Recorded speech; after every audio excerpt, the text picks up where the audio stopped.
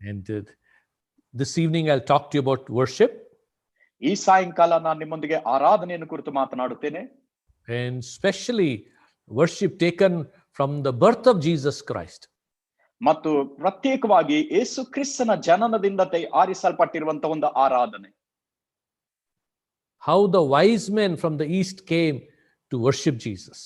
ಮೂಡಣ ದೇಶದಿಂದ ಜ್ಞಾನಿಗಳು ಹೇಗೆ ಯೇಸುವನ್ನು ಆರಾಧಿಸಲಿಕ್ಕೋಸ್ಕರ ಬಂದಿದ್ದಾರೆ. So I'm going to keep 7 points before you. ಅದರಿಂದ ನಿಮ್ಮ ಮುಂದೆ ನಾನು 7 ಅಂಶಗಳಿರಲಿಕ್ಕಿದ್ದೇನೆ. From Matthew 2nd chapter 1st verse to 12th verse. ಮತ್ತೆ 2ನೇ ಅಧ್ಯಾಯದ 1ನೇ ವಚನದಿಂದ 12ನೇ ವಚನದವರೆಗೂ. You all know every time I come to preach with you all on Zoom, we do the whole chapter or a portion of chapter verse by verse. ಮತ್ತು ನಿಮ್ಮ ಜೊತೆಯಲ್ಲಿ zoom ನಲ್ಲಿ ಸೇರಿ ಬರುವಂತ ಪ್ರತಿ ಸಾರಿ ಕೂಡ ಒಂದು ಇಡೀ ಅಧ್ಯಾಯವನ್ನು ತೆಗೆದುಕೊಂಡು ವಚನದಿಂದ ವಚನ ನಾವು ನೋಡಿಕೊಂಡು ಹೋಗ್ತಾ ಇರುವಂತದ್ದು ನಿಮಗೆ ತಿಳಿದಿದೆ. So today also we'll go Matthew 2nd chapter 1st verse to 12th verse by verse. ಈ ದಿನವೂ ಕೂಡ ಮತ್ತೆ 2ನೇ ಅಧ್ಯಾಯದ 1ನೇ ವಚನದಿಂದ 12ನೇ ವಚನದವರೆಗೂ ನಾವು ವಚನದಿಂದ ವಚನಕ್ಕೆ ಹೋಗುವಂತವರಾಗಿರೋಣ. And after every verse, whatever I have to say, I will say that, share with you. ಮತ್ತು ಪ್ರತಿ ವಚನ ಆದ ನಂತರ ಏನು ನಿಮ್ಮ ಜೊತೆಯಲ್ಲಿ ಹಂಚಿಕೊಳ್ಳಬೇಕು ಅದನ್ನು ನಾನು ನಿಮಗೆ ಹಂಚಿಕೊಳ್ಳುತ್ತೇನೆ. So I'll give you 7 points in this message. ಈ ಒಂದು ಸಂದೇಶದಲ್ಲಿ 7 ಅಂಶಗಳನ್ನು ನಿಮ್ಮ ಮುಂದೆ ಇಡುತ್ತೇನೆ. So let's start with the first verse. ಮೊದಲನೇ ವಚನದಿಂದ ಪ್ರಾರಂಭಿಸಿಕೊಳ್ಳೋಣ. Now after Jesus was born in Bethlehem of Judea, in the days of Herod the king, behold, wise men from the east came to Jerusalem, saying, where is he who has been born, King of the Jews? For we have seen his star in the east and have come to worship him. ಅರಸನಾದ ಹೇರೋದನ ದಿನಗಳಲ್ಲಿ ಯೂದಾಯ ಸೀಮೆಯ Bethlehem ಎಂಬ ಊರಲ್ಲಿ ಯೇಸು ಹುಟ್ಟಿದಾಗ ಮೂಡಣ ದೇಶದ ಜೋಯಿಸರು ಯೆರೂಸಲೇಮಿಗೆ ಬಂದು, ಯಹೂದ್ಯರ ಅರಸನಾಗಿ ಹುಟ್ಟಿದವನು ಎಲ್ಲಿದ್ದಾನೆ?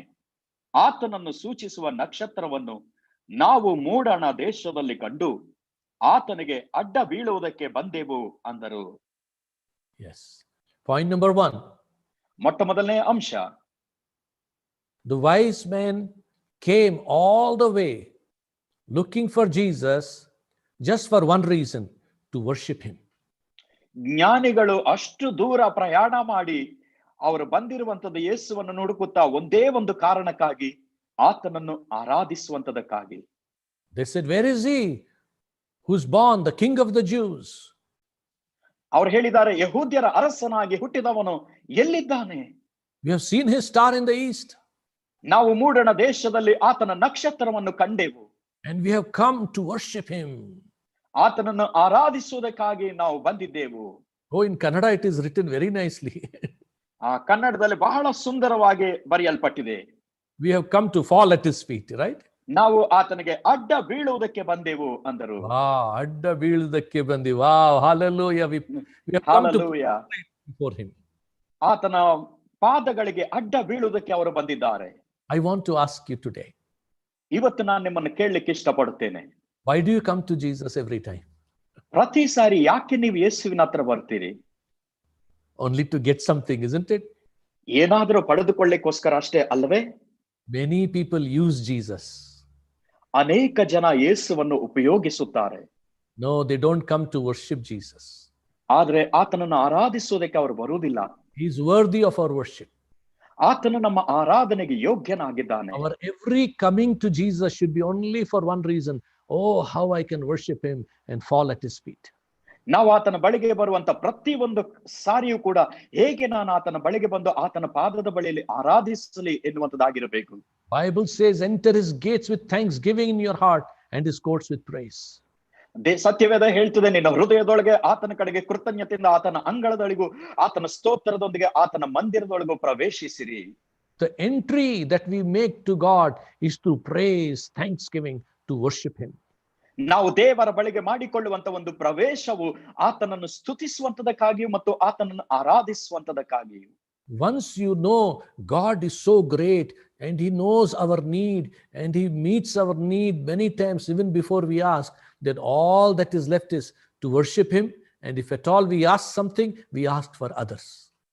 ನಾವು ದೇವರ ಬಳಿಗೆ ಬರೆಯುವ ಪ್ರತಿ ಸಾರಿ ಕೂಡ ಆತನು ನಾವು ಬೇಡುವುದಕ್ಕೆ ಮೊದಲೇ ನಮ್ಮ ಅಗತ್ಯಗಳನ್ನೆಲ್ಲ ಬಲ್ಲವನಾಗಿದ್ದಾನೆ ಎನ್ನುವಂಥದ್ದು ನಾವು ತಿಳಿದುಕೊಂಡಾಗ ಆತನ ನಮಗಿರುವಂತದ್ದು ಒಂದೇ ಆತನನ್ನು ಆರಾಧಿಸುವಂಥದ್ದು ಮತ್ತು ಇತರರಿಗಾಗಿ ಬೇಡಿಕೊಳ್ಳುವಂಥದ್ದು ಆಗಿರ್ತದೆ. Oh, we are living to worship him. ನಾವು ಆತನನ್ನು ಆರಾಧಿಸುವಂತದಕ್ಕಾಗಿ ಜೀವಿಸ್ತಾ ಇದ್ದೇವೆ. I like what David says. ದಾವೀದನು ಹೇಳಿರುವಂತದ್ದನ್ನು ನಾನು ಇಷ್ಟಪಡುತ್ತೇನೆ. I will bless the Lord at all times. His praise shall continually be in my mouth. ಆತನ ಎಲ್ಲಾ ಸಮಯಗಳಲ್ಲಿ ಸ್ತುತಿಸುವೆನು, ಆತನ ಸ್ತೋತ್ರವು ಯಾವಾಗಲೂ ನನ್ನ ಬಾಯಲ್ಲಿರುವುದು. You are created to love him, to worship him. ನೀವು ಆತನನ್ನು ಪ್ರೀತಿಸುವುದಕ್ಕಾಗಿಯೂ ಮತ್ತು ಆರಾಧಿಸುವುದಕ್ಕಾಗಿಯೂ ಸೃಷ್ಟಿಸಲ್ಪಟ್ಟಿದ್ದೀರಿ. To be possessed by him, to do his pleasure. ಆತನ ಇಷ್ಟವನ್ನು ನೆರವೇರಿಸಲಿಕ್ಕೆ ಆತನ ಸ್ವಾಧೀನದಲ್ಲಿ ಇರುವಂತದಕ್ಕೋಸ್ಕರ. You know, true worship brings solace to God, comfort to God. ನಿಜವಾದ ಆರಾಧನೆಯು ದೇವರಿಗೆ ಆದರಣೆಯನ್ನು ತರುವಂತದ್ದಾಗಿರುತ್ತದೆ.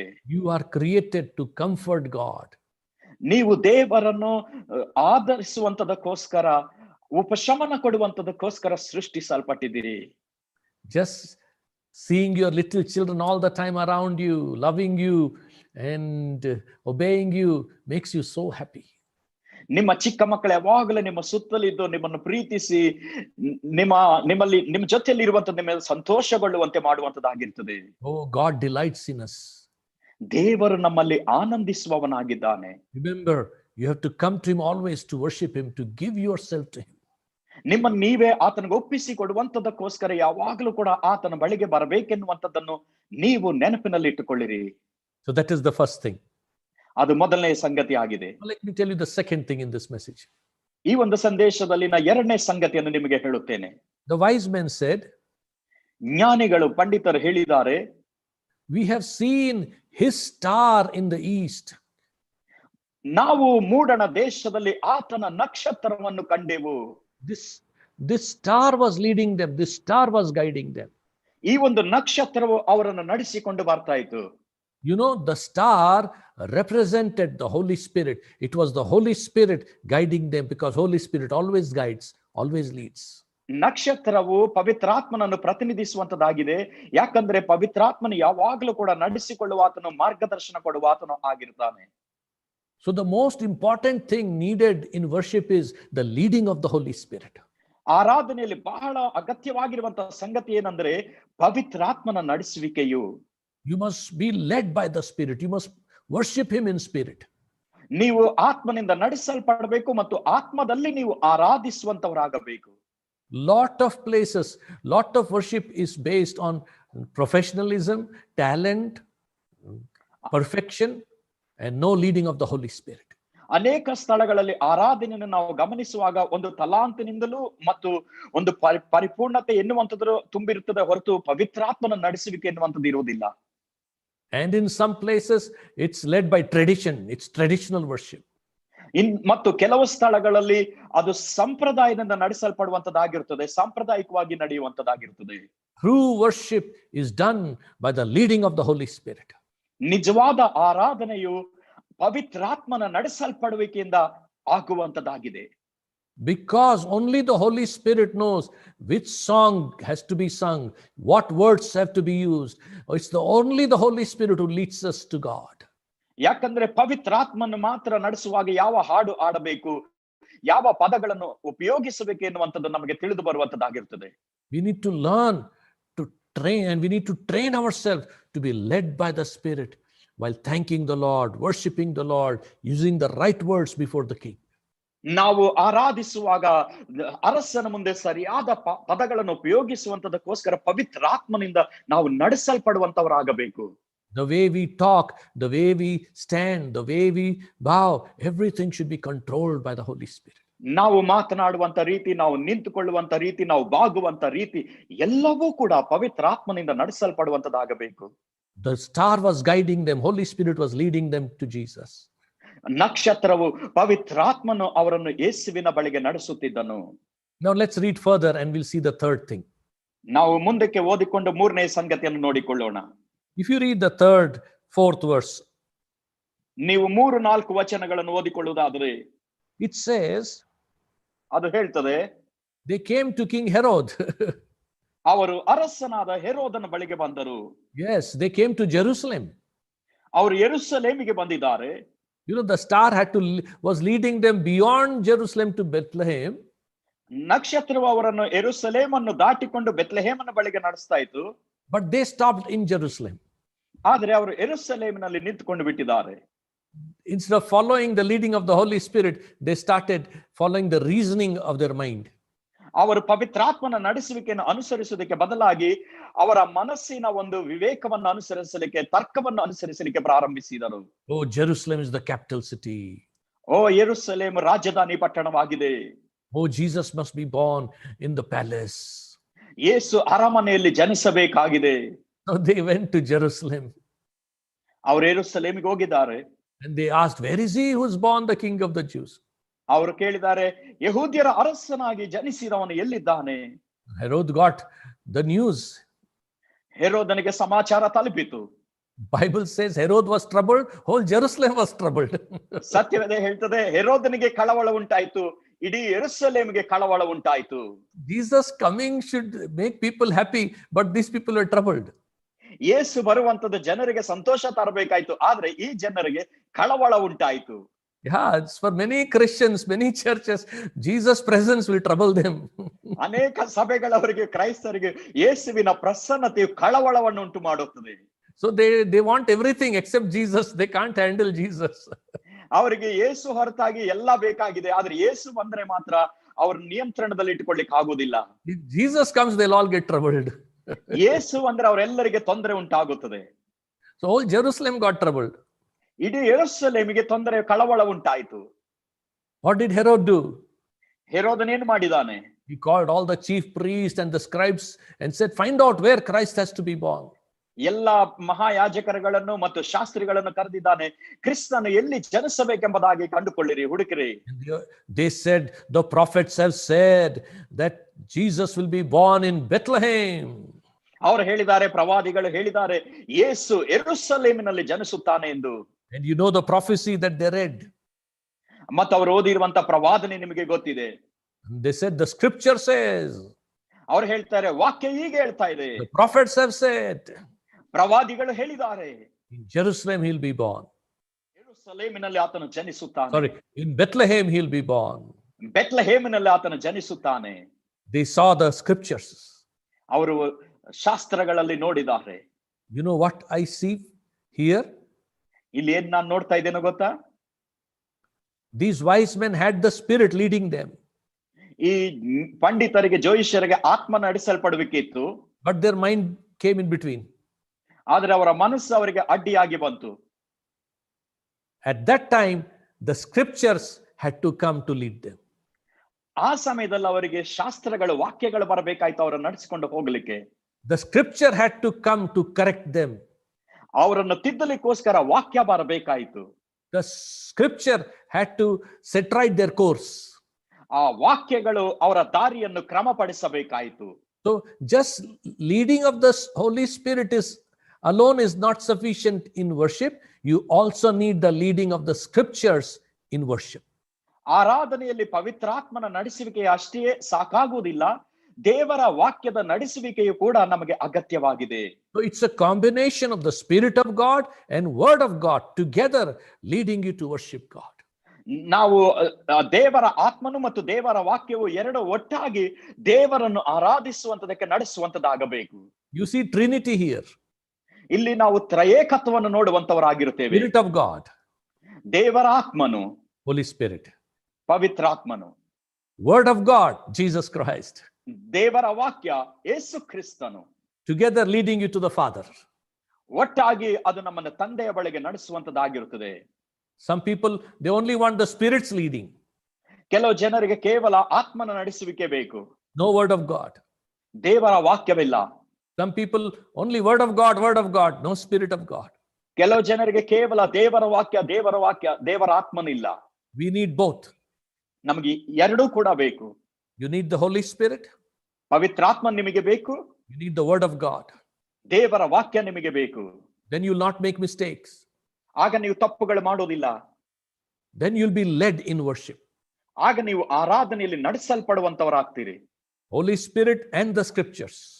ಪವಿತ್ರಾತ್ಮನು ಮತ್ತು ವಾಕ್ಯಗಳು together will help you in worshiping God rightly. ಅವು ಒಟ್ಟಾಗಿ ದೇವರನ್ನು ಸರಿಯಾದ ರೀತಿಯಲ್ಲಿ ಆರಾಧಿಸುವಂತದಕ್ಕೆ ಸಹಾಯ ಮಾಡುತ್ತವೆ. Oh, such a wonderful thing. ಅಷ್ಟು ಅದ್ಭುತವಾದಂತ ಸಂಗತಿ. So I encourage you, ಅದರಿಂದ ನಾನು ನಿಮ್ಮನ್ನು ಉತ್ತೇಜನಗೊಳಿಸುತ್ತೇನೆ. spend time reading the Bible and worshiping Jesus in spirit. You'll know the scriptures also, and through the scriptures, with the help of the Holy Spirit, you'll worship God. ಸತ್ಯವೇದವನ್ನು ಓದುತ್ತಾ ನೀವು ದೇವರ ಆತ್ಮನ ನಡೆಸುವಿಕೆಯನ್ನು ಹೊಂದಿಕೊಳ್ಳುವುದಾದರೆ ನಿಮಗೆ ಎರಡೂ ಕೂಡ ವಾಕ್ಯದಿಂದಲೂ ಮತ್ತು ಆತ್ಮದಿಂದಲೂ ಕೂಡ ದೇವರನ್ನು ಆರಾಧಿಸುವಂತದಕ್ಕೆ ಕಲಿತುಕೊಳ್ಳುವಂತವರಾಗ್ತೀರಿ. You will grow in your worship life. ನಿಮ್ಮ ಆರಾಧನೆಯ ಜೀವನದಲ್ಲಿ ನೀವು ಬೆಳೆಯುವಂತವರಾಗಿರುತ್ತೀರಿ. You will grow to a next level in your worship life. ನಿಮ್ಮ ಆರಾಧನೆಯ ಜೀವನದಲ್ಲಿ ಮುಂದಿನ ಹಂತಕ್ಕೆ ನೀವು ಬೆಳೆಯುವಂತವರಾಗಿರುತ್ತೀರಿ. Many people think worship means just sing 2-3 songs, wave your hands, and then 1-2 slow songs. That is praise and worship. ಅನೇಕ ಜನ ನೆನೆಸಿಕೊಳ್ತಾರೆ ಆರಾಧನೆ ಅಂತ ಹೇಳುವಾಗ ಕೆಲವು ಹಾಡುಗಳನ್ನ ಹಾಡಿ ಕೈಗಳನ್ನ ಆಡಿಸಿ ಆಮೇಲೆ 2 ನಿಧಾನಗತಿಯ ಹಾಡುಗಳನ್ನ ಹಾಡುವುದೇ ಆರಾಧನೆ ಎಂಬುದಾಗಿ. Yes, that is worship. That is also worship. ಅದು ಕೂಡ ಆರಾಧನೆ ಹೌದು. But that is basic. ಆದ್ರೆ ಅದು ಪ್ರಾಥಮಿಕ ಹಂತ ಮಾತ್ರ. But you grow in your worship. ಆದ್ರೆ ನಿಮ್ಮ ಆರಾಧನೆಯಲ್ಲಿ ನೀವು ಬೆಳೆಯುವಾಗ, when you worship God with the word and start being led by the Spirit, ನೀವು ವಾಕ್ಯದೊಂದಿಗೆಯೂ ಮತ್ತು ದೇವರ ಆತ್ಮನಿಂದಲೂ ಕೂಡ ನಡೆಸುವಂತದಾಗಿ ಆರಾಧಿಸಲಿಕ್ಕೆ ಕಲಿಯುವಂತವರಾಗಿರ್ತೀರಿ. when you will mature in worship, ಆಗ ಆರಾಧನೆಯಲ್ಲಿ ನೀವು ಪರಿಪೂರ್ಣಗೊಳ್ಳುವಿರಿ, ಪರಿಪಕ್ವತೆ ಉಂಟಾಗುತ್ತದೆ. then you will be above emotional experience. ಆಗ ನೀವು ಭಾವೋದ್ವೇಗದ ಅನುಭವಕ್ಕಿಂತಲೂ ಮೇಲಿರುವಂತವರಾಗಿರುವಿರಿ. Your worship will be in maturity and in understanding. ನಿಮ್ಮ ಒಂದು ಆರಾಧನೆಯು ತಿಳುವಳಿಕೆಯಿಂದಲೂ ಬುದ್ಧಿಯಿಂದಲೂ ಮತ್ತು ಪರಿಪಕ್ವತೆಯಿಂದಲೂ ಕೂಡಿರುವಂತದ್ದಾಗಿರುತ್ತದೆ. Spirit as well as in understanding. ಆತ್ಮದಲ್ಲಿಯೂ ಅದೇ ಸಮಯದಲ್ಲಿ ಬುದ್ಧಿಯಿಂದಲೂ ಕೂಡ. So it will bless God more. ಅದು ಹೆಚ್ಚಾಗಿ ದೇವರಿಗೆ ಮಹಿಮೆಯನ್ನುಂಟು ಮಾಡುವಂತದ್ದಾಗಿರುತ್ತದೆ. Then what happened afterwards? ಆಮೇಲೆ ಏನಾಯ್ತು? Let me read the prophecy for you. ಆ ಒಂದು ಪ್ರವಾದನೆಯನ್ನು ನಿಮಗೋಸ್ಕರ ಓದುತ್ತೇನೆ. Bethlehem in the land of Judea, are you not the least among the rulers of you are not the least among the rulers of Judah, for out of you shall come a ruler who will shepherd my people Israel. ಅವರು ಅವನಿಗೆ ಯೂದಾಯದ ಬೆತ್ಲೆಹೇಮಿನಲ್ಲಿಯೇ, ಯಾಕಂದ್ರೆ ಯಹೂದ ಸೀಮೆಯ ಬೆತ್ಲೆಹೇಮೆ, ಯಹೂದದ ಮುಖ್ಯ ಪಟ್ಟಣಗಳಲ್ಲಿ ನೀನು ಎಷ್ಟು ಮಾತ್ರವೂ ಸಣ್ಣದಲ್ಲ, ಒಬ್ಬ ಅಧಿಪತಿ ನಿನ್ನೊಳಗಿಂದಲೇ ಹೊರಡುವನು, ಆತನು ನನ್ನ ಪ್ರಜೆಯಾದ ಇಸ್ರಾಯೇಲನ್ನು ಆಳತಕ್ಕವನು ಎಂಬುದಾಗಿ ಪ್ರವಾದಿಯ ಮುಖಾಂತರ ಬರ್ತದೆ ಎಂದು ಹೇಳಿದರು. Then in the 7th verse, ಮತ್ತು 7ನೇ ವಚನದಲ್ಲಿ, Herod called these wise men and told them secretly. ಆ ಹೆರೋದನು ಆ ಜೋಯಿಸರನ್ನು ಕರೆದು ಅವರಿಗೆ ರಹಸ್ಯವಾಗಿ ಹೇಳಿದನು.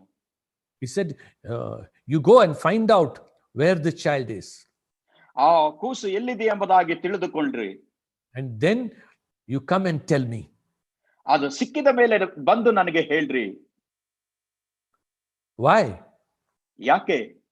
He said, because I will also go and worship him.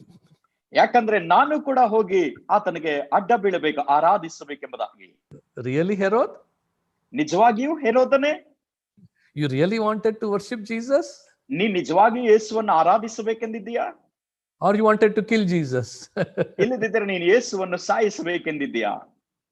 Jesus was a threat to you. ಯೇಸು ಅಂದ್ರೆ ನಿನಗೆ ಭಯ.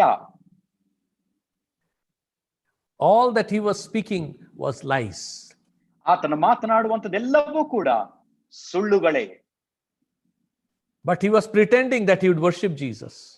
ಆದರೆ ಯೇಸುವನ್ನು ಆರಾಧಿಸುತ್ತೇನೆಂಬುದಾಗಿ ನಟನೆ ಮಾಡ್ತಾ ಇದ್ದನು. Lot of people today are false worshippers of Jesus. ಇವತ್ತು ಅನೇಕ ಜನರು ಯೇಸುವಿನ ಸುಳ್ಳಿನ ಆರಾಧಿಕರಾಗಿದ್ದಾರೆ. They are only pretending outside to worship Jesus. ಅವರು ಕೇವಲ ಹೊರಗಡೆ ಮಾತ್ರ ಯೇಸುವನ್ನು ಆರಾಧಿಸೋದಕ್ಕೆ ನಟನೆ ಮಾಡ್ತಾ ಇದ್ದಾರೆ. With their lips they are close to God, but with their hearts they are far away from God. ಅವರು ತುಟಿಗಳಿಂದ ದೇವರಿಗೆ ಸಮೀಪ ಇದ್ದಾರೆ, ಆದ್ರೆ ಹೃದಯದಿಂದ ದೇವರಿಂದ ಬಹಳ ದೂರವಿದ್ದಾರೆ. Herod was close with his lips, but with his heart he was away from God. He had different motives. ಹೆರೋದನು ತುಟಿಗಳಿಂದ ದೇವರ ಸಮೀಪದಲ್ಲಿದ್ದರೂ ಕೂಡ ಹೃದಯದಿಂದ ಬಹಳ ದೂರವಿದ್ದು ಆತನು ಬೇರೆದೇ ಉದ್ದೇಶಗಳುಳ್ಳವನಾಗಿದ್ದನು. He was troubled in his heart. ಆತನು ಹೃದಯದಲ್ಲಿ ಕಳವಳಗೊಂಡನು, ಗಲಿಬಿಲಿ ಉಂಟಾಯಿತು. What about you? ನಿನ್ನ ವಿಷಯ ಏನು? Does Jesus trouble you? ಯೇಸು ಅಂದರೆ ನಿನಗೆ ಕಳವಳ ಉಂಟಾಗುತ್ತದೋ? Going closer to Jesus troubles you? ಯೇಸುವಿನ ಹತ್ತಿರ ಹೋಗುವಂತದ್ದು ನಿನಗೆ ಕಳವಳ ಉಂಟು ಮಾಡುತ್ತದೋ? True worship troubles you, you can't tolerate? ನಿಜವಾದ ಆರಾಧನೆಯು ನಿನ್ನಲ್ಲಿ ಕಳವಳವನ್ನು ಉಂಟು ಮಾಡುತ್ತದೋ, ನಿನ್ನ ಅದನ್ನು ಸಹಿಸಿಕೊಳ್ಳಿಕ್ಕೆ ಆಗೋದಿಲ್ಲವೋ? Then your life is entirely a pretense. ಹಾಗಿದ್ರೆ ನಿನ್ನ ಜೀವನ ಸಂಪೂರ್ಣವಾಗಿ ಕೂಡ ನಟನೆಯಾಗಿದೆ. You got to set right your life. ನಿನ್ನ ಜೀವನ ನೀನು ಕ್ರಮಪಡಿಸಿಕೊಳ್ಳಬೇಕು. You are a false worshipper. ನೀನೊಬ್ಬ ಸುಳ್ಳು ಆರಾಧಿಕನು, not a true worshipper. ನಿಜವಾದ ಆರಾಧಿಕನಲ್ಲ. Because we'll go to the fourth point, then you will know what true worship does. ಮತ್ತು ನಾಲ್ಕನೇ ಅಂಶಕ್ಕೆ ನಾವು ಹೋದಾಗ ನಿಜವಾದ ಆರಾಧನೆಯು ಏನು ಮಾಡ್ತದೆ, ಹೇಗೆ ಆಗ್ತದೆ ಎಂಬುದಾಗಿ ನಾವು ನೋಡಿಕೊಳ್ಳುತ್ತೇವೆ. What really happens when you come to Jesus? ನೀನ್ ನಿಜವಾಗಿಯೂ ಯೇಸುವಿನ ಹತ್ರ ಬಂದಾಗ ನಿಜವಾಗಿ ನಿನಗೆ ಏನಾಗುತ್ತದೆ? First thing we saw is the wise people came to worship Jesus. ಮೊಟ್ಟ ಮೊದಲನೇದಾಗಿ ನಾವು ನೋಡಿದ್ದೇವೆ, ಜೋಯಿಷರು, ಆ ಜ್ಞಾನಿಗಳು ಯೇಸುವನ್ನು ಆರಾಧಿಸಲಿಕ್ಕೆ ಬಂದಿದ್ದಾರೆ. Second thing, they worship Jesus by being led by the Holy Spirit. ಎರಡನೇದಾಗಿ ಪವಿತ್ರಾತ್ಮನಿಂದ ನಡೆಸಲ್ಪಡುವುದರ ಮೂಲಕವಾಗಿ ಅವರು ಯೇಸುವನ್ನು ಆರಾಧಿಸಲಿಕ್ಕೆ ಬಂದಿದ್ದಾರೆ. The third thing we learned, they got corrected by the word of God. ಮೂರನೇದಾಗಿ ನಾವು ಕಲ್ತಿರುವಂತದ್ದು, ದೇವರ ವಾಕ್ಯದ ಮುಖಾಂತರವಾಗಿ ಅವರಿಗೆ ತಿದ್ದುವಿಕೆ ಉಂಟಾಯಿತು. Allow the word of God to do course correction in your life, to correct you and put you on the right path always. ದೇವರ ವಾಕ್ಯವು ನಿಮ್ಮ ಜೀವನದಲ್ಲಿ ತಿದ್ದುಪಾಟನ್ನು ತಂದು ಸರಿಯಾದ ದಾರಿಯಲ್ಲಿ ನಡೆಯುವಂತದಕ್ಕೆ ಎಲ್ಲಾ ಸಮಯಗಳಲ್ಲಿ ಕೂಡ ಅನುಕೂಲ ಮಾಡಿಕೊಡಿರಿ. Many preachers, pastors only want everything in the spirit, to do everything in the spirit, miracles, healings, but they don't allow the word of God to correct them and bring them in the right track. ಅನೇಕ ಸಭಾಪಾಲಕರುಗಳು, ಪ್ರಸಂಗಿಗಳು ಕೂಡ ಎಲ್ಲವೂ ಕೂಡ ಅದ್ಭುತಗಳು, ಮಹತ್ಕಾರ್ಯಗಳು ಆತ್ಮದಲ್ಲಿ ಆಗಬೇಕೆಂದು ಬಯಸ್ತಾರೆ ಹೊರತು ದೇವರ ವಾಕ್ಯವು ಅವರನ್ನು ತಿದ್ದುವಂತದಕ್ಕೆ ಇಷ್ಟಪಡುವುದಿಲ್ಲ. To bring them on the right path. ಅವರನ್ನು ಕ್ರಮವಾದ ಸರಿಯಾದ ದಾರಿಯಲ್ಲಿ ತರುವಂತದಕ್ಕೋಸ್ಕರ. Always be open for the word of God to correct you every day and lead you in the right path. That is true worship. ಪ್ರತಿದಿನವೂ ಕೂಡ ದೇವರ ವಾಕ್ಯವು ನಿಮ್ಮನ್ನು ತಿದ್ದಿ ಸರಿಯಾದ ದಾರಿಯಲ್ಲಿ ತರುವಂತದಕ್ಕೆ ಬಿಡ್ರಿ, ಅದುವೇ ನಿಜವಾದ ಆರಾಧನೆಯು. Now let's go to the fourth point. ಈಗ ನಾಲ್ಕನೇ ಅಂಶಕ್ಕೆ ಹೋಗೋಣ.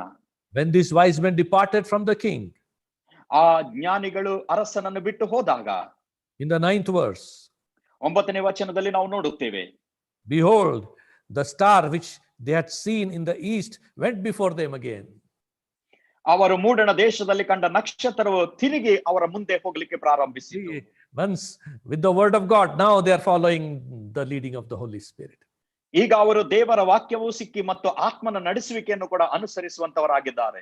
You will reach your destiny only with the word of God and the Spirit of God. ನೀವು ಕೇವಲ ದೇವರ ವಾಕ್ಯದಿಂದಲೂ ದೇವರ ಆತ್ಮನಿಂದ ಮಾತ್ರ ಗಮ್ಯವನ್ನು ಮುಟ್ಲಿಕ್ಕೆ ಆಗ್ತದೆ. And then the Bible says, ನಂತರ ಸತ್ಯವೇದ ಹೇಳ್ತದೆ, the star came and stood where young child Jesus was. ನಾವು ನೋಡ್ತೇವೆ, ನಕ್ಷತ್ರವು ಆ ಕೂಸು ಇರುವ ಸ್ಥಳದಲ್ಲಿ ಬಂದು ನಿಂತುಕೊಂಡಿತು ಎಂಬುದಾಗಿ. And when they saw the star standing there where the child Jesus was, they rejoiced with exceedingly great joy. ಆ ಕೂಸಿದ್ದ ಸ್ಥಳದಲ್ಲಿ ನಕ್ಷತ್ರವು ಬಂದು ನಿಂತಿರುವುದನ್ನು ಅವರು ಕಂಡು ಅವರು ಅತ್ಯಂತ ಸಂತೋಷ ಪಟ್ಟರು.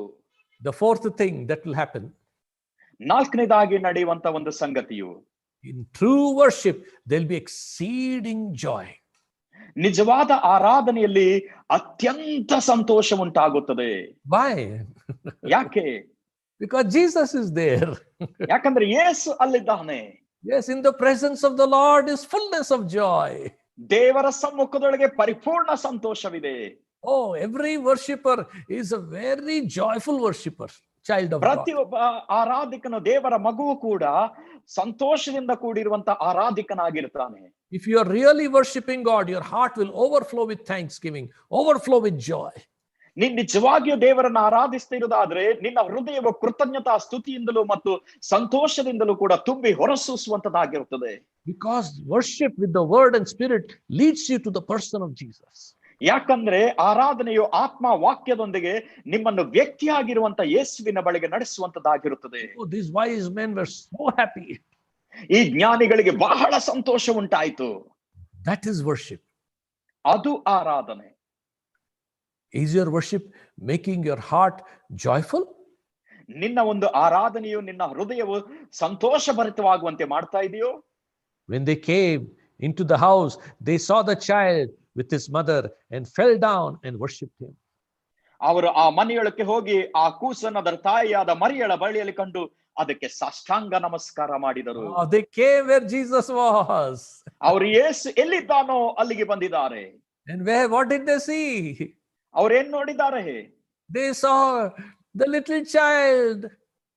ಅವರೊಂದು ಚಿಕ್ಕ ಕೂಸನ್ನು ನೋಡಿದ್ದಾರೆ. And Mary was holding the child. ಮತ್ತು ಮರಿಯಳು ಆ ಮಗುವನ್ನು ಹಿಡಿದಿಟ್ಟುಕೊಂಡಳು. But actually, it was the child holding Mary, holding the whole world. ಆದರೆ ವಾಸ್ತವಿಕವಾಗಿ ಆ ಕೂಸೆಯ ತಾಯಿ ಮರಿಯಳನ್ನು ಮತ್ತು ಇಡೀ ಜಗತ್ತನ್ನು ಹಿಡಿದಿರುವಂತವನಾಗಿದ್ದಾನೆ. Oh, it's not just the little child, he's God. ಅದು ಕೇವಲ ಆತನ ಚಿಕ್ಕ ಮಗುವಲ್ಲ, ಆತನು ದೇವರು. It is God. ಆತನು ದೇವರು. Everything is held together in him, the Bible says. ಸತ್ಯವೇದ ಹೇಳ್ತದೆ ಎಲ್ಲವೂ ಕೂಡ ಆತನಲ್ಲೇ ಜೋಡಣೆಯಾಗಿದೆ. He holds the preeminence in everything. He's the head. ಆತನು ಶಿರಸ್ಸಾಗಿದ್ದುಕೊಂಡು ಎಲ್ಲದರಲ್ಲಿ ಕೂಡ ಆತನು ಮುಖ್ಯಸ್ಥನಾಗಿದ್ದಾನೆ. Yes, he's running the whole world and the universe. ಆತನು ಇಡೀ ವಿಶ್ವವನ್ನು ಜಗತ್ತನ್ನು ಕೂಡ ನಡೆಸುವ ಆತನಾಗಿದ್ದಾನೆ. That little child in Mary's arm is none other than God and the King of the whole universe. ಆ ಒಂದು ಮರಿಯಳ ಕೈಗಲ್ಲಿರುವಂತ ಚಿಕ್ಕ ಕೂಸು ಆತನು ದೇವರು ಮತ್ತು ಇಡೀ ವಿಶ್ವಕ್ಕೆ ಅರಸನೇ ಹೊರತು ಮತ್ತು ಯಾರು ಅಲ್ಲ. Once a young man in Israel died. ಒಂದು ಸಾರಿ ಇಸ್ರಾಯೇಲ್ನಲ್ಲಿ ಒಬ್ಬ ಯೌವನಸ್ಥನು ಮರಣ ಹೊಂದಿದನು. He was the only child of a widow. ಒಂದು ವಿಧವೆಯ ಒಬ್ಬನೇ ಮಗನು ಆತನಾಗಿದ್ದನು. You know about whom I'm talking. ನಾನು ಯಾರನ್ನು ಕುರಿತು ಮಾತನಾಡ್ತಾ ಇದ್ದೇನೆ ಎಂಬುದಾಗಿ ನಿಮಗೆ ಗೊತ್ತಿದೆ. And they were taking his body in the funeral procession for burial. ಆ ಒಂದು ಯವನಸ್ಥನನ್ನು ಹೂಣಿಡೋದಕ್ಕೋಸ್ಕರ ಒಂದು ಮೆರವಣಿಗೆಯಾಗಿ ತೆಗೆದುಕೊಂಡು ಹೋಗ್ತಾ ಇದ್ದರು. This young man was a very godly young man. ಈ ಯವನಸ್ಥನು ಬಹಳ ಭಯಭಕ್ತಿಯುಳ್ಳಂತ ದೇವಭಕ್ತಿಯುಳ್ಳಂತ ಯವನಸ್ಥನಾಗಿದ್ದನು. After he died, ಆತನ ಮರಣ ಹೊಂದಿದ ನಂತರ he realized that he had not done anything for God. ಆತನು ದೇವರಿಗಾಗಿ ಏನು ಮಾಡಲಿಲ್ಲ ಎಂಬುದಾಗಿ ಗ್ರಹಿಸಿಕೊಂಡಿದ್ದಾನೆ. Though he led a godly life, ಆತನು ದೇವಭಕ್ತಿಯುಳ್ಳಂತ ಜೀವನ ನಡೆಸಿರುವಾಗಲೂ ಕೂಡ, but he didn't serve the Lord, didn't do anything for others. ಆತನ ಕರ್ತನನ್ನು ಸೇವಿಸಲಿಲ್ಲ, ಇತರರಿಗಾಗಿ ಏನು ಮಾಡಲಿಲ್ಲ. And after he died, his spirit went to heaven.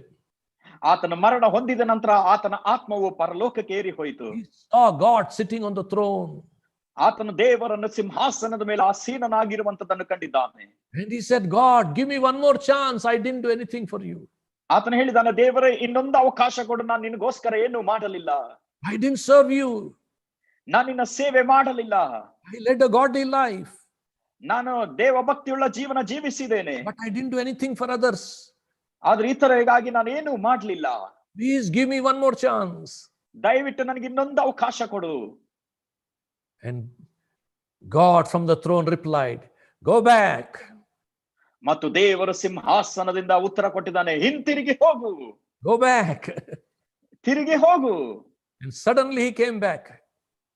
ಪಕ್ಕನೆ ಅವನು ಹಿಂತಿರುಗಿ ಬಂದನು. While he was coming back, ಆತನು ಹಿಂತಿರುಗಿ ಬರಬೇಕಾದ್ರೆ he heard a voice telling him, young man, rise up.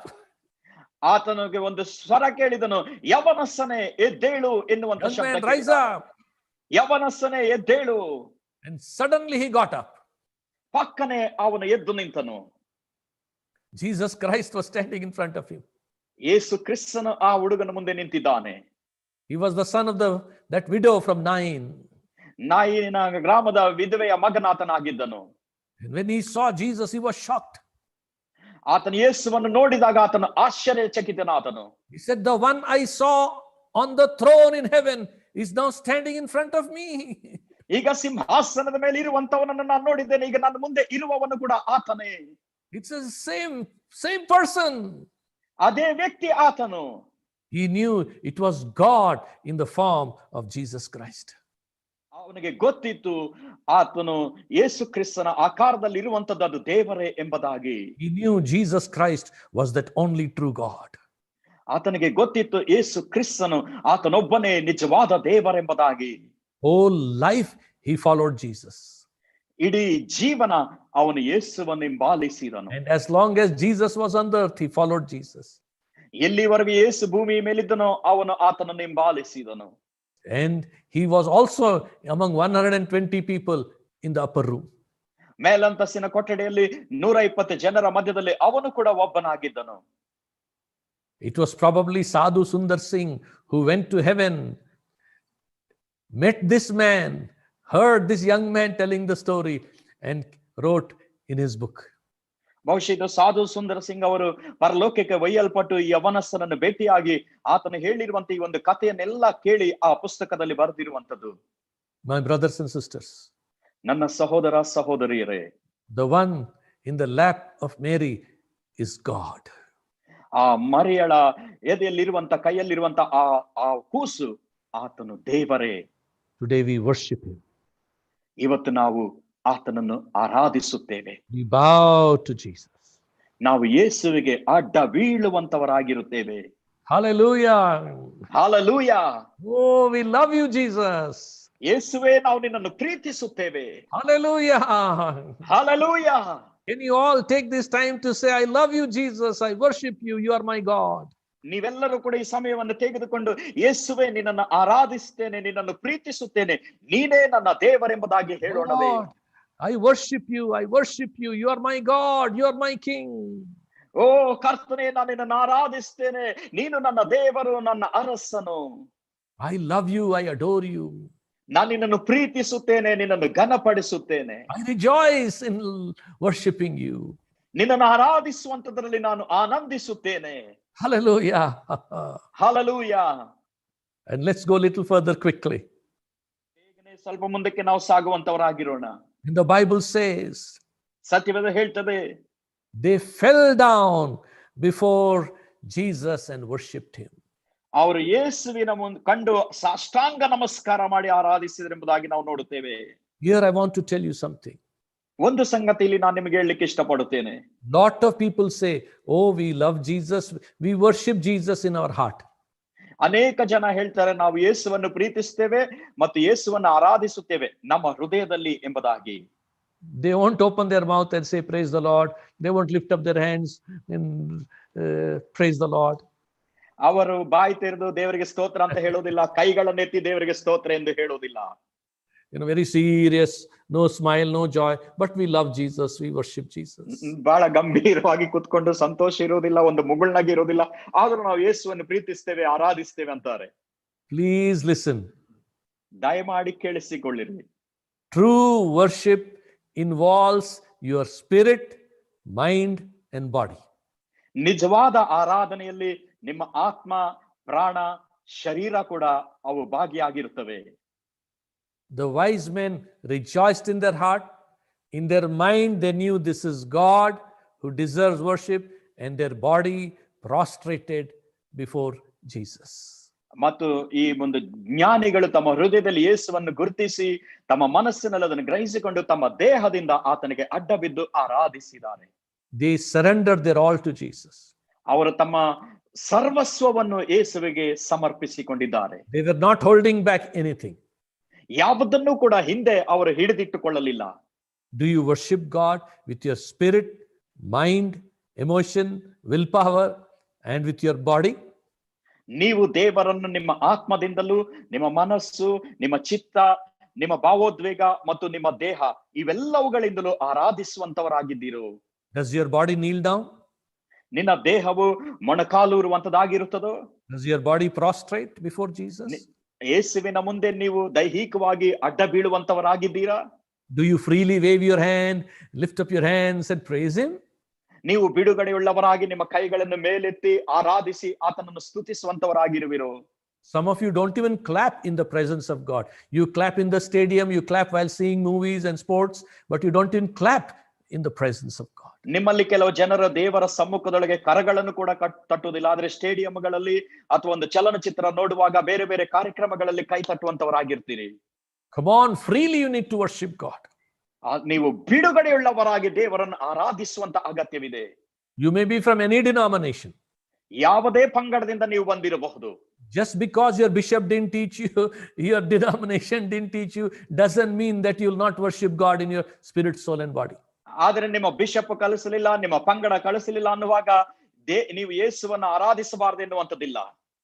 You must worship God with your spirit, soul, and body. ನಿಮ್ಮ ಆತ್ಮ, ಮನಸ್ಸು, ಶರೀರದಿಂದ ನೀವು ದೇವರನ್ನು ಆರಾಧಿಸಲೇಬೇಕು. What you believe in your heart should be shown through your physical expression. ನಿಮ್ಮ ಹೃದಯದಲ್ಲಿ ನೀವೇನನ್ನು ನಂಬುತ್ತೀರೋ ಅದು ನಿಮ್ಮ ಒಂದು ದೈಹಿಕ ಭಾಷೆಯಲ್ಲಿ ವ್ಯಕ್ತಗೊಳ್ಳುವಂತದಾಗಬೇಕು. If you're with the heart you're surrendering yourself to Jesus, then you lift up your hands freely and say, Lord, I worship you. ನೀವು ನಿಮ್ಮ ಹೃದಯವನ್ನು ದೇವರಿಗೆ, ಯೇಸುವಿಗೆ ಸಮರ್ಪಿಸ್ತಾ ಇರೋದಾದ್ರೆ ಕೈಗಳನ್ನು ಮೇಲೆತ್ತಿ, ಯೇಸುವೇ ಕರ್ತನೇ ನಿನ್ನನ್ನು ಆರಾಧಿಸುತ್ತೇನೆ ಎಂಬುದಾಗಿ ನೀವು ಹೇಳಬೇಕು. Lord, in my heart I believe you are my God, you deserve all my love and worship. Then you fall physically at his feet and worship him. ಕರ್ತನ ನಿಮ್ಮ ಹೃದಯದಲ್ಲಿ ನೀವು ಕರ್ತನಂತ ನಂಬುವುದಾದರೆ ನೀವು ಆತನನ್ನು ಆರಾಧಿಸಿ ಕರಗಳನ್ನೆತ್ತುತ್ತಾ ಆತನ ಪಾದಗಳ ಬಳಿಯಲ್ಲಿ ಅಡ್ಡ ಬೀಳುವಂತವರಾಗಬೇಕು. I fear you, I revere you, Jesus, I kneel down before you. ಕರ್ತನೇ, ನಾನು ನಿನಗೆ ಭಯ ಪಡುತ್ತೇನೆ, ನಿನ್ನನ್ನು ಗೌರವಿಸುತ್ತೇನೆ, ನಿನ್ನ ಮುಂದೆ ಬಾಗುತ್ತೇನೆ.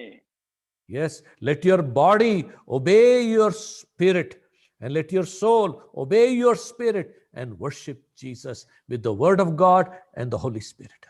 ನಿಮ್ಮ ಒಂದು ದೇಹವು ಮತ್ತು ನಿಮ್ಮ ಮನಸ್ಸು ಕೂಡ ನಿಮ್ಮ ಆತ್ಮಕ್ಕೆ ಒಳಗಾಗಿ ವಾಕ್ಯದಿಂದಲೂ ಮತ್ತು ಆತ್ಮದಿಂದಲೂ ಕೂಡ ದೇವರನ್ನು ಆರಾಧಿಸುವಂತವರಾಗಿರ್ರಿ. Hallelujah. Hallelujah. I feel God is speaking to you. ನನ್ಗನಿಸ್ತಾ ಇದೆ ದೇವರು ನಿಮ್ಮೊಂದಿಗೆ ಮಾತನಾಡ್ತಾ ಇದ್ದಾನೆ ಎಂಬುದಾಗಿ. Beloved, this is real worship. ಪ್ರಿಯರೇ, ಇದು ನಿಜವಾದ ಆರಾಧನೆಯು. When people can give their bodies for drugs, for alcohol, destroy their bodies with so many evil and with all kinds of worldly music and singing and dancing, why not we worship God with our spirit, soul, and bodies?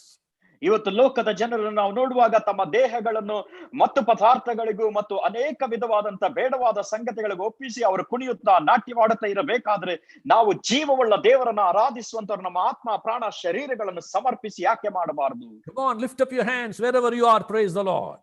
ನೀವೆಲ್ಲೇ ಇದ್ರೂ ಕೂಡ ನಿಮ್ಮ ಕರಗಳನ್ನು ಮೇಲೆತ್ತಿ ಕರ್ತನನ್ನು ಸ್ತುತಿಸುವಂತವರಾಗಿರಿ. Those who can kneel down and praise the Lord. ಮೊಣಕಾಲೂರ್ಲಿಕ್ಕೆ ಸಾಧ್ಯವಾಗುವಂತವರು ಮೊಣಕಾಲೂರಿ ಕರ್ತನನ್ನು ಸ್ತುತಿಸಿರಿ. Come on, for 30 seconds, let's all thank you, Lord, thank you, Lord, thank you, Lord. 30 ಕ್ಷಣಗಳ ಕಾಲ ನಾವೆಲ್ಲರೂ ಕೂಡ ಕರಗಳನ್ನು ಮೇಲೆತ್ತಿ ನಿನಗೆ ವಂದನೆ ಕರ್ತನೆ, ನಿನಗೆ ವಂದನೆ ಕರ್ತನೆ, ನಿನಗೆ ವಂದನೆ ಕರ್ತನೆ. Those who can kneel down, kneel down. Those who can walk. Those who can fall on your face, do that. ಯಾರು ಮೊಣಕಾಲೂರ್ಲಿಕ್ಕೆ ಆಗ್ತದ ಮೊಣಕಾಲೂರಿ, ನಿಂತುಕೊಳ್ಳಿಕ್ಕೆ ಆಗುವಂತವ್ರು ನಡೆಯುವಂತವ್ರು ನಡೀರಿ, ಇಲ್ಲದಿದ್ರೆ ಅಡ್ಡ ಬೀಳಲಿಕ್ಕೆ ಸಾಧ್ಯವಾದ್ರೆ ಅಡ್ಡ ಬೀಳಿರಿ. Let your body also worship Jesus. ನಿಮ್ಮ ದೇಹವು ಕೂಡ ಯೇಸುವನ್ನ ಆರಾಧಿಸಲಿ. Come on, 30 seconds. Hallelujah, hallelujah. 30 ಕ್ಷಣಗಳ ಕಾಲ hallelujah, hallelujah. Thank you, Lord. Thank you. ನಿನಗೆ ವಂದನೆ ಕರ್ತನೆ, ವಂದನೆ ಕರ್ತನೆ. Thank you, thank you, thank you. Father, Son, and the Holy Spirit, triune God, we worship you. Oh, with our spirit, soul, and body, we worship you. We worship you with the help of the Holy Spirit and the scriptures. We worship you with great joy. Thank you, thank you. We come to you only to worship you. We worship you. So we worship you. Wise people are still coming to Jesus to worship Jesus. Wise people are still coming to Jesus to worship Jesus. Every wise person will come to Jesus and worship Jesus with his spirit, soul, and body by the help of the word of God and the Spirit of God. Go ahead. Tell Satish. Thank you, Lord. ತಂದೆ, ಮಗ, ಪವಿತ್ರಾತ್ಮನನ್ನು ಆರಾಧಿಸುವಂತವರಾಗಿರೋಣ. ಆತ್ಮ, ಪ್ರಾಣ, ಶರೀರದಲ್ಲಿ ಆತನಿಗೆ ಅಡ್ಡ ಬಿದ್ದು ಆರಾಧಿಸುತ್ತಾ ಜ್ಞಾನಿಗಳು ಆತನನ್ನು ಹುಡುಕಿಕೊಂಡು ಬಂದು ಆರಾಧಿಸಿದ್ದಾರೆ. ಜ್ಞಾನಿಗಳು ಈಗಲೂ ಕೂಡ ಆತನನ್ನು ಹುಡುಕಿ ಆರಾಧಿಸುವಂತವರಾಗಿರ್ತಾರೆ. ಆತನಿಗೆ ಸ್ತೋತ್ರವಾಗಲಿ, ಆತನಿಗೆ ವಂದನೆಗಳುಂಟಾಗಲಿ. ನಿನಗೆ ವಂದನೆ ಕರ್ತನೆ, ನಿನಗೆ ಸ್ತೋತ್ರವಾಗಲಿ. ವಂದನೆ, ವಂದನೆ, ವಂದನೆ. ನಿನಗೆ ವಂದನೆ ಕರ್ತನೆ, ವಂದನೆ ಯೇಸುವೆ, ಸ್ತೋತ್ರ ಯೇಸುವೆ, ನಿನಗೆ ವಂದನೆ. Thank you, Lord. You may be CSI, you may be Bethel Mission, you may be CNI, you may be Methodist, you may be Pentecostal, brethren, whichever denomination you are. We are all worshiping Jesus with the help of the Holy Spirit, with the word of God, with our spirit, soul, and body, with great joy. He deserves our love. He deserves our worship. ನೀವು CNI, CSI, Methodist, ಬಾಶೆಲ್ mission, ಪೆಂಟೆಕೋಸ್ಟಲ್ ಯಾವುದೇ ಇರಬಹುದು, ಆದ್ರೆ ನಾವು ಒಬ್ಬನೇ ಕರ್ತನನ್ನು ಆರಾಧಿಸ್ತಾ ಇದ್ದೇವೆ. ನಾವೆಲ್ಲರೂ ಕೂಡ ಬಂದು ಆರಾಧಿಸುವಂತದಕ್ಕೆ ಆತನು ಯೋಗ್ಯನಾಗಿದ್ದಾನೆ. ನಮ್ಮ ಆರಾಧನೆಗೆ ಆತನು ಯೋಗ್ಯನಾಗಿರುವಂತವನಾಗಿದ್ದಾನೆ. ನಿನಗೆ ವಂದನೆ ಕರ್ತನೆ, ವಂದನೆ ಸ್ವಾಮಿ, ಸ್ತೋತ್ರ ಯೇಸುವೇ. ನಿನಗೆ ವಂದನೆ ಯೇಸುವೇ, ವಂದನೆ ಯೇಸುವೇ. ಆರಾಧಿಸ್ತೇವೆ ಯೇಸುವೇ. Hallelujah, hallelujah. Thank you, Lord. Thank you. ಆರಾಧಿಸ್ತೇವೆ. ನಿನಗೆ ವಂದನೆ, ವಂದನೆ ಯೇಸುವೇ. ನಿನಗೆ ವಂದನೆ ಯೇಸುವೇ. Listen, wise people are still coming to Jesus even today to worship him with their spirit, soul and body. ಇವತ್ತು ಕೂಡ ಜ್ಞಾನಿಗಳಾಗಿರುವಂತವರು ಯೇಸುವಿನ ಬಳಿಗೆ ಬಂದು ಆತ್ಮ, ಪ್ರಾಣ, ಶರೀರಗಳಲ್ಲಿ ಆತನನ್ನು ಆರಾಧಿಸುವಂತದಕ್ಕೋಸ್ಕರ ಬರುತ್ತಲೇ ಇದ್ದಾರೆ. Yes, can you rejoice and say, I love you, Jesus? ನೀವು ಸಂತೋಷದಿಂದ ಹೇಳಲಿಕ್ಕಾಗ್ತದೆ, I love you, Jesus ಎಂಬುದಾಗಿ. Hallelujah. Hallelujah. Oh, glory to God. ದೇವರಿಗೆ ಮಹಿಮೆ ಆಗಲಿ. And now let's go to the last thing. ಈಗ ನಾವು ಕಡೆಯ ಸಂಗತಿಗೆ ಹೋಗೋಣ. And then, another two things. ಇನ್ನು ಎರಡು ಸಂಗತಿಗಳಿದೆ. Point number 6. ಆರನೆಯ ಅಂಶ. Fifth point was they worshipped God with their spirit, soul and body. ಐದನೆಯ ಒಂದು ಅಂಶ ಏನಂದ್ರೆ ಅವರು ತಮ್ಮ ಆತ್ಮ, ಪ್ರಾಣ, ಶರೀರಗಳೊಂದಿಗೆ ದೇವರನ್ನು ಆರಾಧಿಸಿದರು. Sixth point. ಆರನೆಯ ಸಂಗತಿ. They opened their treasures and they presented him gifts of gold, frankincense and myrrh. ಅವರು ತಮ್ಮ ಗಂಟುಗಳನ್ನು ಬಿಚ್ಚಿ ಅದಕ್ಕೆ ಚಿನ್ನ, ಧೂಪ, ರಕ್ತ ಬೋಳಗಳನ್ನು ಕಾಣಿಕೆಯಾಗಿ ಕೊಟ್ಟರು. Hallelujah. Hallelujah. Today's prosperity preacher, if he finds this verse, he will make use of this fully. He'll say, come on, give your gold to me. Give to me. ಇವತ್ತಿನ ಒಂದು ಅಭಿವೃದ್ಧಿಯ ಬೋಧಕರೇನಾದ್ರೂ ಈ ವಚನ ಸಿಕ್ಕಿಬಿಟ್ಟಿದ್ರೆ ಈ ವಚನ ಹಿಡಿದುಕೊಂಡು ನಿಮ್ಮೆಲ್ಲ ಚಿನ್ನ ನನಗೆ ಕೊಡ್ರಿ ಅಂತ ಹೇಳ್ತಾರೆ. Yes, if you want my anointing, sow into my anointing. If you want impartation, give me. ನನ್ನ ಅಭಿಷೇಕ ನಿಮಗೆ ಬೇಕಾಗಿರುವುದಾದ್ರೆ ನನ್ನ ಅಭಿಷೇಕದಲ್ಲಿ ಬಿದ್ದಿರಿ. ನನ್ನಿಂದ ಹಸ್ತಾಂತರ ಒಂದು ವರಗಳ ಹಸ್ತಾಂತರವಾಗಬೇಕಾದ್ರೆ ನನಗೆ ಕೊಡಿರಿ. Jesus never did that. ಯೇಸು ಎಂದಿಗೂ ಅದನ್ನು ಮಾಡಲಿಲ್ಲ. The disciples never did that. ಶಿಷ್ಯರು ಎಂದೂ ಕೂಡ ಅದನ್ನು ಮಾಡಲಿಲ್ಲ. Puritans never did that. ಪ್ಯೂರಿಟನ್ಸ್ ಎನ್ನುವಂತ ಭಕ್ತರುಗಳು ಎಂದೂ ಅದನ್ನು ಮಾಡಲಿಲ್ಲ. True child of God, true servant of God will never do that. ನಿಜವಾದ ದೇವರ ಮಗು, ನಿಜವಾದ ದೇವರ ಸೇವಕನು ಎಂದಿಗೂ ಅದನ್ನು ಮಾಡುವುದಿಲ್ಲ. That is covetousness. ಅದೊಂದು ದುರಾಶೆ, ಆಸೆ ಪಡುವಂತದ್ದಾಗಿದೆ. That's totally wrong teaching. ಅದು ಸಂಪೂರ್ಣವಾಗಿ ಸುಳ್ಳು ಬೋಧನೆ ಆಗಿದೆ. Squeezing people and getting money out of them. ಜನರನ್ನು ಹಿಂಡಿ ಬಿಟ್ಟು ಅವರಿಂದ ಹಣ ಕಸಿದುಕೊಳ್ಳುವಂಥದ್ದು. Please listen. ದಯವಿಟ್ಟು ಕೇಳಿಸಿಕೊಳ್ಳಿರಿ. When people see Jesus, they will pour their treasure at the feet of Jesus. ಅವರು ಯೇಸುವನ್ನು ನೋಡಿದಾಗ ಅವರು ತಮ್ಮ ಗಂಟುಗಳನ್ನು ಬಿಚ್ಚಿ ಯೇಸುವಿನ ಪಾದದ ಮುಂದೆ ಹಾಕ್ತಾರೆ. Nobody told these wise men, give your gold, give your watch, give your gold chain, give your earring. Nobody told them. ಯಾರು ಕೂಡ ಈ ಜ್ಞಾನಿಗಳಿಗೆ ಹೇಳಲಿಲ್ಲ, ನಿಮ್ಮ ಚಿನ್ನವನ್ನು ಕೊಡ್ರಿ, ನಿಮ್ಮ ಬಂಗಾರದ ಉಂಗುರ ಕೊಡ್ರಿ, ಅಥವಾ ನಿಮ್ಮ ವಾಚ್ ಕೊಡ್ರಿ ಎಂಬುದಾಗಿ. Nobody told them. ಯಾರು ಅವರಿಗೆ ಹೇಳಲಿಲ್ಲ. They knew it was God. They were in the presence of God. ಅವರು ದೇವರ ಪ್ರಸನ್ನತೆಯಲ್ಲಿದ್ದರು. ಅದು ಆತನು ದೇವರೆಂಬುದಾಗಿ ಅವರಿಗೆ ಗೊತ್ತಿತ್ತು. They worshipped God with their treasure. ತಮ್ಮ ಗಂಟುಗಳನ್ನು, ತಮ್ಮ ನಿಧಿಗಳನ್ನು ಬಿಚ್ಚಿ ಅವರು ಯೇಸುವನ್ನು ಆರಾಧಿಸಿದರು. Worship not only with spirit, soul and body, but they worshipped with their possession, with their substance, with their treasure. ಅವರು ಆತ್ಮ, ಪ್ರಾಣ, ಶರೀರಗಳಲ್ಲಿ ಆರಾಧಿಸುವಂತದ್ದು ಅಷ್ಟೇ ಅಲ್ಲದೆ ತಮಗಿರುವಂತದ್ರಿಂದಲೂ ಕೂಡ ತಮ್ಮ ಹತ್ರ ಇರುವಂತ ಸೊತ್ತಿನಿಂದಲೂ ಕೂಡ, ಆಸ್ತಿಯಿಂದಲೂ ಕೂಡ ಅವರು ಆರಾಧಿಸಿದರು. This, it is spending and being spent for Jesus. ಅದು ಏನಂದ್ರೆ ತನ್ನನ್ನು, ತನಗಿರುವಂತನ್ನು ಕೂಡ ಯೇಸುವಿಗಾಗಿ ವೆಚ್ಚ ಮಾಡುವಂತದ್ದಾಗಿದೆ. It is giving to Jesus. ಅದು ಯೇಸುವಿಗೆ ಕೊಡುವಂತದ್ದಾಗಿದೆ. Oh, what a wonderful Jesus we have. He deserves our worship even without treasure. ಯೇಸು ಎಂತ ಅದ್ಭುತವಾದಂತ ಯೇಸು ನಮಗಿದ್ದಾನೆ. ನಮಗಿರುವಂತದ್ರಿಂದಲೂ ಕೂಡ ಆತನು ಆರಾಧಿಸಲ್ಪಡುವುದಕ್ಕೆ ಯೋಗ್ಯನಾಗಿದ್ದಾನೆ. We will not only give ourselves, but we'll give our all to Jesus. ನಾವು ನಮ್ಮನ್ನ ಒಪ್ಪಿಸಿಕೊಡೋದಷ್ಟೇ ಅಲ್ಲದೆ ನಮಗಿರುವುದೆಲ್ಲವನ್ನು ಕೂಡ ಯೇಸುವಿಗೆ ಕೊಡುವಂತವರಾಗಿರುತ್ತೇವೆ. Oh, we worship him even with our substance.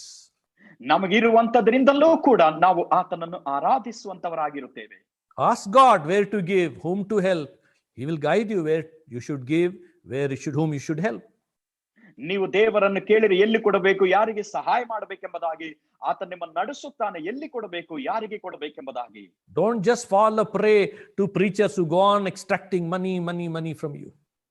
ಆದ್ರೆ ಯಾವಾಗಲೂ ಕೂಡ ನಿಮ್ಮಿಂದ ಹಣ ಹಣ ಅಂತ ಕಿತ್ತುಕೊಳ್ಳುವಂತ ಸೇವಕರಿಗೆ ನೀವು ಅವರ ಬಲೆಯಲ್ಲಿ ಸಿಕ್ಕಿಕೊಳ್ಳುವಂತವರಾಗಬೇಡ್ರಿ. You know, today's preachers, they use crowd as platform to promote their ministry. ಇವತ್ತಿನ ಪ್ರಸಂಗಿಗಳು ತಮ್ಮ ಸೇವೆಯನ್ನು ಮೇಲೆತ್ತುಕೊಳ್ಳಿಕ್ಕೋಸ್ಕರ ತಮಗೆ ಸಿಕ್ಕಿರುವಂತ ಜನ ಸಮೂಹಗಳನ್ನು ಉಪಯೋಗಿಸುವಂತವರಾಗಿರುತ್ತಾರೆ. They use miracles. They even use casting out devils. All these type of things, manifestation, to promote their ministry or to show they are big servant of God. ಅವರು ಮಹತ್ ಕಾರ್ಯಗಳಾಗುವಂಥದ್ದು, ದೆವ್ವಗಳನ್ನು ಬಿಡಿಸುವಂಥದ್ದು ಕೂಡ ತಾವು ದೊಡ್ಡ ಸೇವಕರುಗಳು, ತಮ್ಮ ಸೇವೆ ಬಹಳ ದೊಡ್ಡದೆಂಬುದಾಗಿ ತೋರಿಸಿಕೊಳ್ಳಿಕ್ಕೋಸ್ಕರ ಉಪಯೋಗಿಸುವಂತವರಾಗ್ತಾರೆ. I am important. ನಾನು ಪ್ರಾಮುಖ್ಯ. Oh, I am the one.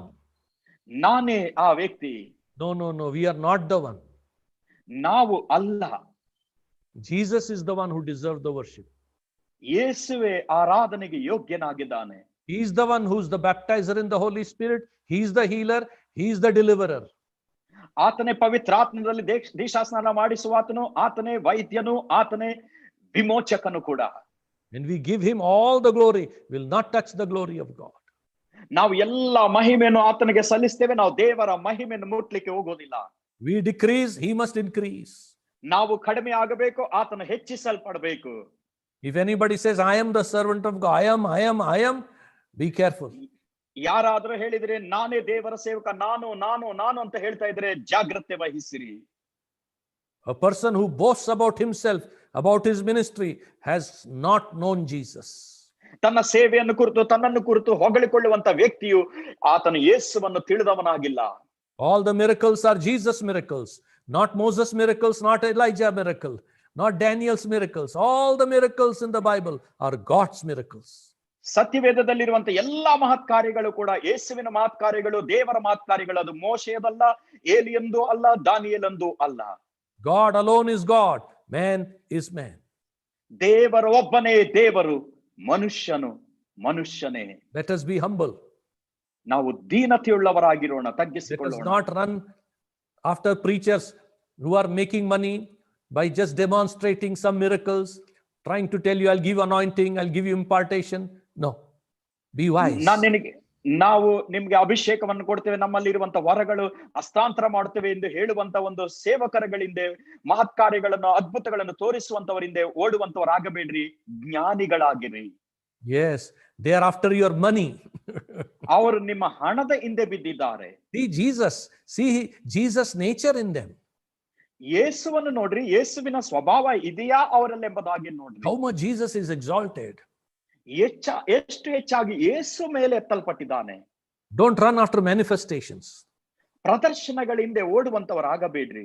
No, the tree is made known by its fruit, not by its gift. ಮರವು ಅದರ ಫಲದಿಂದಲೇ ಮರದ ಗುಣವು ಗೊತ್ತಾಗ್ತದೆ, ಅದರ ವರದಿಂದಲ್ಲ. Let us look to Jesus. ನಾವು ಯೇಸುವಿನ ಕಡೆಗೆ ನೋಡುವಂತವರಾಗಿರೋಣ. Let us be led by the Spirit. ಆತ್ಮನಿಂದ ನಡೆಸಲ್ಪಡುವಂತವರಾಗಿರೋಣ. When it comes to giving, pray about it and give as God leads you. ವಿಶೇಷವಾಗಿ ಕೊಡುವಂತ ವಿಷಯಕ್ಕೆ ಬಂದಾಗ ಅದರ ಬಗ್ಗೆ ಪ್ರಾರ್ಥಿಸಿ ದೇವರು ನಡೆಸುವ ಪ್ರಕಾರ ಕೊಡುವಂತವರಾಗಿದ್ವಿ. And even your giving should be an attitude of worship to Jesus. ಮತ್ತು ನೀವು ಕೊಡುವಂತದ್ದು ಕೂಡ ಯೇಸುವಿನ ಆರಾಧಿಸುವಂತ ಮನೋಭಾವನೆಯಲ್ಲಿ ಇರುವಂತದ್ದಾಗಬೇಕು. Please read the life of George Muller. George Muller ಅವರ ಜೀವನವನ್ನು ದಯವಿಟ್ಟು ಓದಿರಿ. He took care of 10,000 orphans.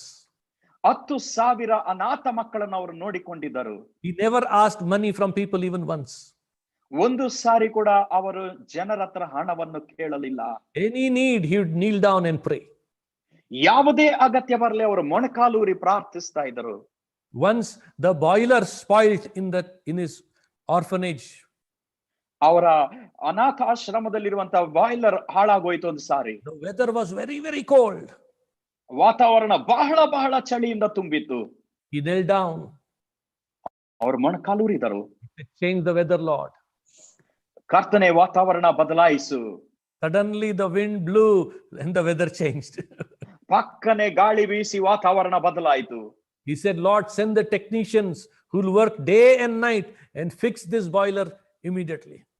ತಕ್ಷಣವೇ ಈ ಬಾಯ್ಲರ್ ಅನ್ನು ಸರಿಪಡಿಸುವಂತ ಒಂದು ಟೆಕ್ನಿಷಿಯನ್ಸ್ ಅನ್ನು ರಾತ್ರಿ ಹಗಲು ಕೆಲಸ ಮಾಡುವಂತವ್ರನ್ನ ಏನ್ ಕಳಿಸಿಕೊಡು. Technicians came. ಆ ಟೆಕ್ನಿಷಿಯನ್ಸ್ ಬಂದಿದ್ದಾರೆ. Whole day they worked. ಇಡೀ ದಿನ ಅವರು ಕೆಲಸ ಮಾಡಿದ್ದಾರೆ. Their foreman came and said, okay, come tomorrow and work. ಅವರ ಮೇಲ್ವಿಚಾರಕರು ಬಂದು ಹೇಳಿದ್ದಾರೆ, ಬಂದು ನಾಳೆ ಕೆಲಸ ಮಾಡ್ರಿ ಎಂಬುದಾಗಿ. The worker said, no sir, we'll work whole night, we'll complete it.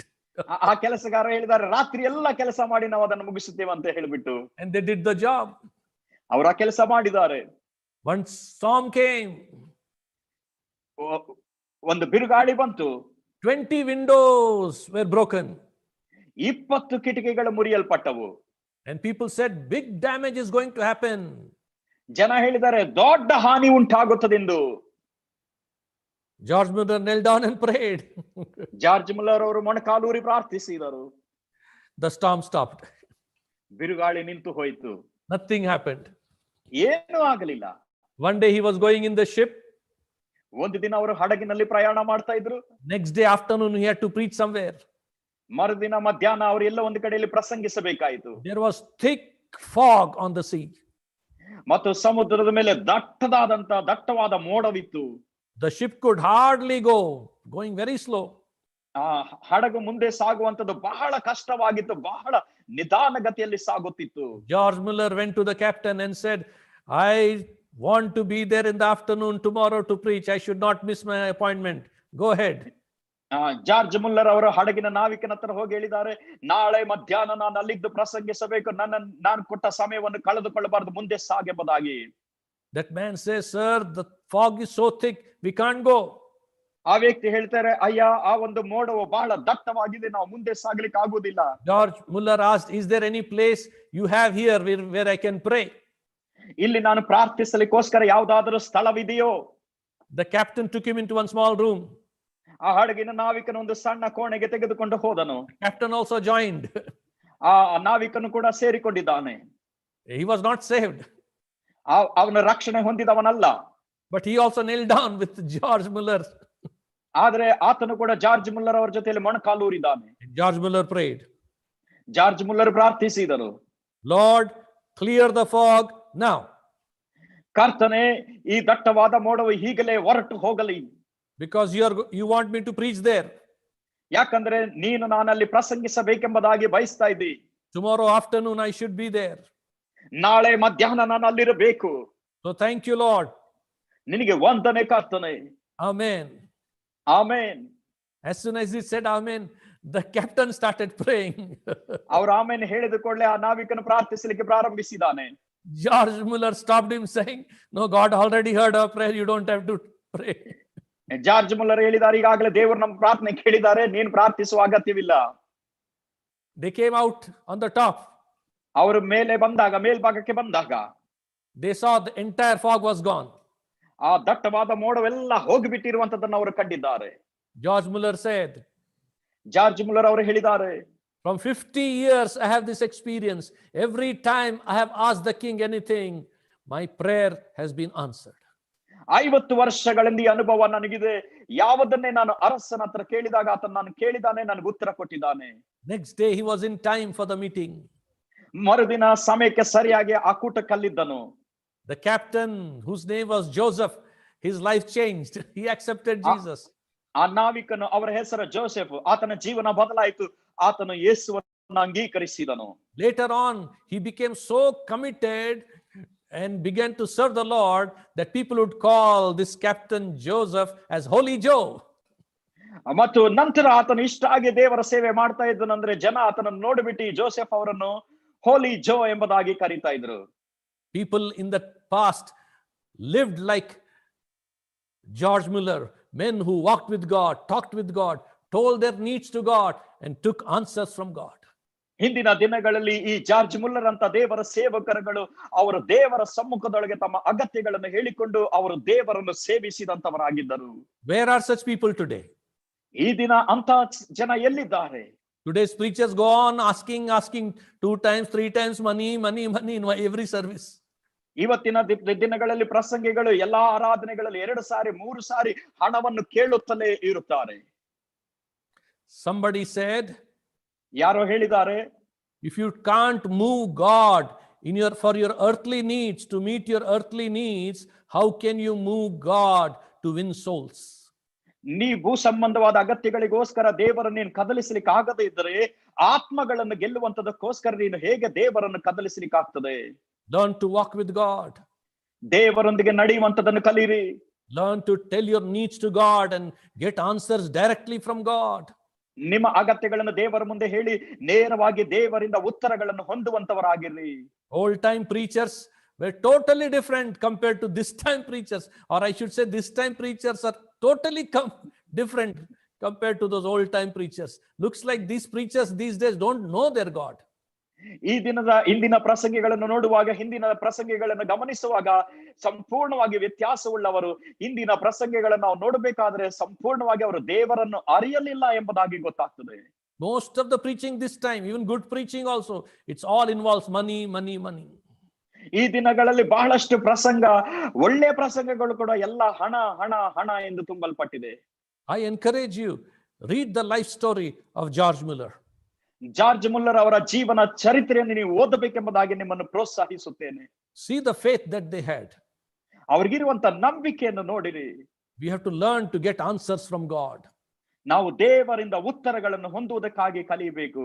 Not make strategies and plans and get our needs met.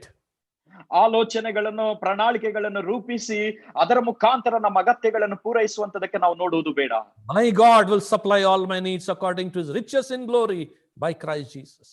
ನನ್ನ ದೇವರು ಕ್ರಿಸ್ತ ಯೇಸುವಿನ ಮೂಲಕ ತನ್ನ ಪ್ರಭಾವದ ಐಶ್ವರ್ಯಕ್ಕೆ ತಕ್ಕ ಹಾಗೆ ನನ್ನ ಪ್ರತಿಯೊಂದು ಕೊರತೆಯನ್ನು ನೀಗಿಸುವನು.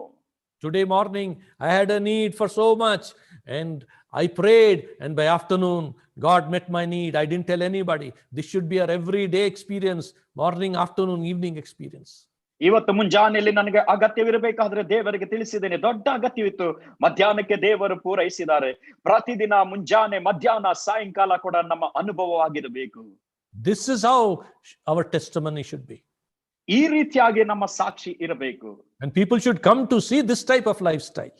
ಈ ರೀತಿಯಾದಂತ ಜೀವನ ಶೈಲಿಯನ್ನು ನೋಡುವಂತದಕ್ಕೋಸ್ಕರ ಜನ ಬರಬೇಕು. This brings greater glory to God. ಇದು ದೇವರಿಗೆ ದೊಡ್ಡ ಮಹಿಮೆಯನ್ನು ತರುವಂತದ್ದಾಗಿರುತ್ತದೆ. Come, let's go to the last point.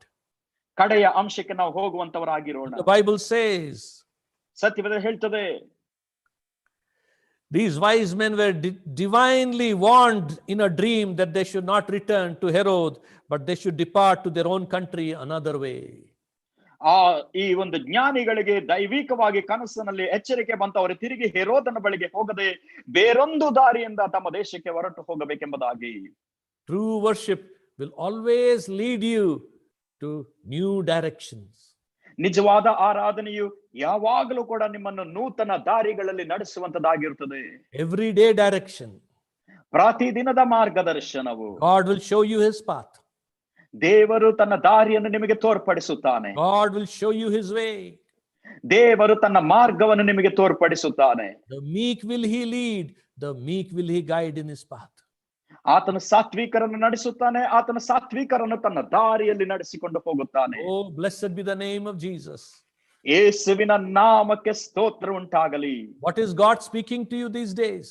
ಈ ದಿನಗಳಲ್ಲಿ ದೇವರು ನಿನ್ನ ಸಂಗಡ ಏನು ಮಾತನಾಡ್ತಾ ಇದ್ದಾನೆ? What new direction he is giving you? ಯಾವ ನೂತನ ಮಾರ್ಗದರ್ಶನ ಆತ ನಿನಗೆ ಕೊಡ್ತಾ ಇದ್ದಾನೆ? Are you hearing God these days? ಈ ದಿನಗಳಲ್ಲಿ ನೀನು ದೇವರ ಸ್ವರವನ್ನು ಕೇಳುತ್ತಿದ್ದೀಯೋ? Is he showing you something? ಆತ ನಿನಗೆ ಏನನ್ನಾದ್ರೂ ತೋರಿಸಿ ಕೊಡ್ತಾ ಇದ್ದಾನೋ? Is he warning you, telling don't go back in the old life, old ways? ಹಳೆಯ ಮಾರ್ಗಗಳಲ್ಲಿ, ಹಳೆ ದಾರಿಯಲ್ಲಿ ಹೋಗಬೇಡ ಎಂದು ಆತ ನಿನಗೆ ಎಚ್ಚರಿಸ್ತಾ ಇದ್ದಾನೋ? What is God telling you? ಯಾವುದನ್ನು ದೇವರು ನಿನಗೆ ಹೇಳ್ತಾ ಇದ್ದಾನೆ? If you really worship him, ನೀನು ನಿಜವಾಗಿಯೂ ಆತನನ್ನು ಆರಾಧಿಸುವುದಾದರೆ, really seek his face, ನಿಜವಾಗಿಯೂ ಆತನ ಮುಖ ದರ್ಶನವನ್ನು ಬಯಸುವುದಾದರೆ, he will warn you, he will correct you, he will instruct you.